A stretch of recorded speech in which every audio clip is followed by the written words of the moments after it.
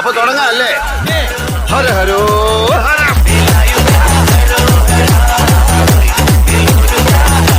ഈശ്വര, സർവ്വതും മംഗളമായി ഭവിക്കണേ. പ്രിയമുള്ളവരെ നമസ്കാരം.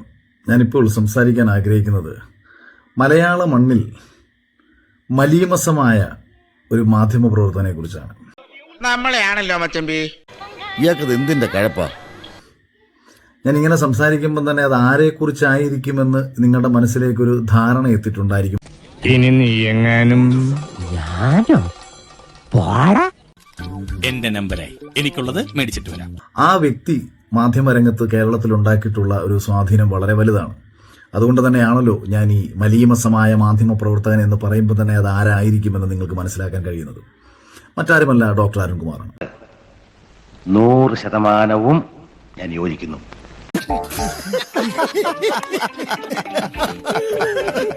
ഞാനിങ്ങോട്ട് പലപ്പോഴായിട്ട് ഈ അരുൺകുമാറിനെ ശ്രദ്ധിച്ചിട്ടുണ്ട്. എന്തൊക്കെ ആശയങ്ങൾ അദ്ദേഹം മുന്നോട്ട് വെച്ചിട്ടുണ്ടോ അതെല്ലാം തന്നെ ഈ നാടിന് ഏറ്റവും ദോഷകരമാകത്തക്ക സംസ്കാരത്തിനും സമൂഹത്തിന്റെ മുന്നോട്ട് പോക്കിനും കുടുംബ വ്യവസ്ഥയുടെ നിലനിൽപ്പിനും സമൂഹത്തിന്റെ തന്നെ നിലനിൽപ്പിനും ദോഷകരമായിട്ടുള്ള ആശയങ്ങൾ മാത്രം പങ്കുവെക്കുന്ന ഒരു വിഷജന്തു. ആര് പറഞ്ഞു? എപ്പ പറഞ്ഞു? ഞാൻ പറഞ്ഞിട്ടില്ല. ചുമ്മാ ഇങ്ങനെയുണ്ടോ കള്ളന്മാര് ലോകത്ത്? വെറുതെ ഇങ്ങനെ ഓരോ റൂമിലും കയറി വന്ന് നട്ടാ കുരുക്കഥ നുണകൾ പറയല ഇവന്റെയൊക്കെ ഹോബി. ഒരല്പം ബോധം ഇയാളുടെ ഉള്ളിൽ എവിടെങ്കിലും ഉണ്ടെങ്കിൽ ഇയാൾക്ക് ഈ ബോധം തീരെ ഇല്ല എന്നതിന് നിരവധി ഉദാഹരണങ്ങളുണ്ട്. ഇതിനു ഇപ്പൊ നാട്ടിലെ കൊച്ചു പിള്ളേരെ വരെ കളിയാക്കി തുടങ്ങി. മുൻപ് ഇയാൾക്കെതിരെ ഒരു പോക്സോ കേസ് വന്നിരുന്നതും ഇയാളുടെ വിവരക്കേടിന്റെ ഫലമായിരുന്നു.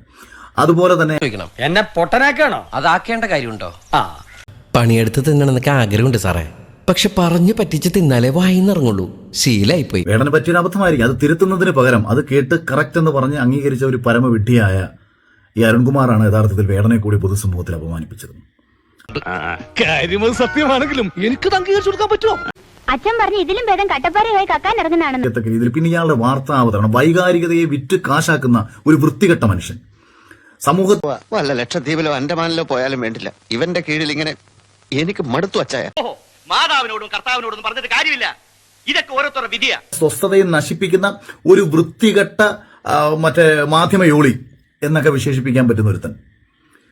അവന്റെ പേര് കേട്ടപ്പോഴേ എനിക്ക് തോന്നി അവൻ ഫ്രാഡാണെന്ന്. ഇവനെയൊക്കെ കൈ കിട്ടിയ ഉരുട്ടുകയല്ല പരത്താ വേണ്ടത്. കള്ളറാസ്കൻ. ശരിയാ ഈ ക്രിമിനൽസിനെ കൊണ്ട് ഇപ്പൊ ജീവിക്കാൻ വയ്യ. കേരള നാടിനെയും നാട്ടുകാരെയും വിഡ്ഢിയാക്കിയ ഒരു മാധ്യമ പ്രവർത്തനമാണ് താങ്കൾ. താങ്കളുടെ വാചാലതയും താങ്കളുടെ മറ്റേ അവതരണവും പരിപാടിയൊക്കെ വെച്ച് ചാനലിന് റേറ്റിംഗ് കിട്ടും. പക്ഷെ സമൂഹത്തിന് അത് നല്ലതല്ല എന്നുള്ള തിരിച്ചറിവ് കേരളത്തിലെ ഒരുവിധപ്പെട്ട എല്ലാവർക്കും ഉണ്ട്. റേറ്റിംഗ് ഇനി ഞാൻ ഡയലോഗ് പറഞ്ഞ നീ കരഞ്ഞു. സംഗതി നീ ഇവിടെ ഉള്ളത് എനിക്ക് ആശ്വാസമാണ്. എന്നാലും പറയുകയാണ്, ഇനി ഇങ്ങോട്ടുള്ള വരവ് വേണ്ട. എന്തെങ്കിലും ജോലി ചെയ്ത് മാന്യമായിട്ട് ജീവിക്കുന്നു. ഞാൻ പോകുന്നു. ബൈ.